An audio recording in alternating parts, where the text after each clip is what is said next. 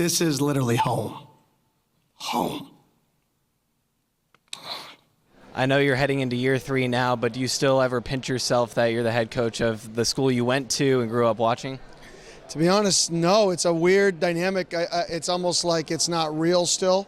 I'd say like it's just not real. I'm just coaching ball at home.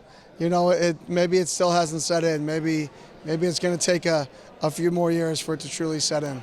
I know the Big 12 championship effect has worn off and now getting into recruiting season. I know you can't go into specifics, but how have you seen just generally the vibe change of recruits that have come in and the different conversations there? Yeah, well, obviously when you're 3-9 back-to-back years, conversations are difficult. And when you're coming off the year we had, people, are asking why a lot. Why? How? And so for us, it's definitely easier. This place sells itself. This university sells itself. Not just with kids who love the city and love the environment, but we have, in the last 2 visits, we've had 15 kids on campus to see the Barrett Honors Program. And I think we're getting in the game with guys that are not just really good football players, but that are smart and intelligent kids. A missing piece this year, but also a bittersweet moment, Cam Skattebo getting drafted by the New York Giants. What was your initial reaction when you saw him get drafted? It was awesome. We were actually on FaceTime when he was getting drafted, right when he got drafted. So I was, he was looking down at his phone and we were talking, and it was just a really, really special moment for him.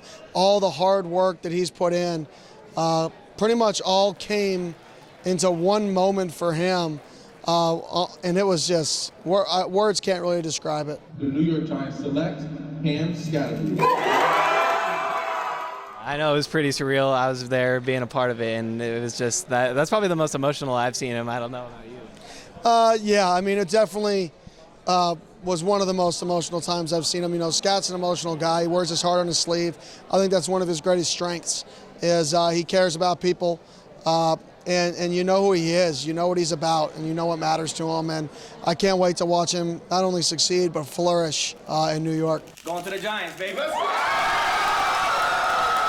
And early conversation about your other couple of star players that have come back, Leavitt, Jordyn Tyson, early 2026 projected first-round picks. What are you excited to see out of them and what they can do for this program this upcoming year? Yeah, I'm excited to see Sam's leadership and his growth. In terms of, quick and drop-back passing game, which he did a phenomenal job of in the spring. And for JT, I'm just excited for him to build on what he had last year.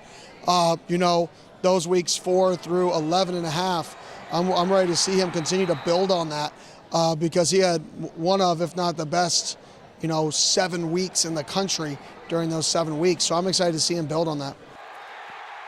Last thing for you, Coach. I saw you on a podcast recently saying how it's often more difficult to handle success than it is to handle failure. How are you trying to preach to your guys on how to handle success, and how have you seen them respond to it? Yeah, I think we just talked about it a lot. I tried to overemphasize, look how great everybody thinks we are. We are the champions. All these things that try to make them think, does it really matter though? Does holding that trophy really matter now? No. Who cares? It's over.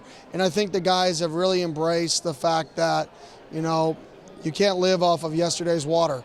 And we've got to move on from it. And I think they are ready to move on from it. I think the spring, it was still lingering. I think it would be impossible to say it wasn't lingering. But I think, I really believe when we come back in summer, it's going to be completely out of our system, and we're going to be able to go full speed ahead.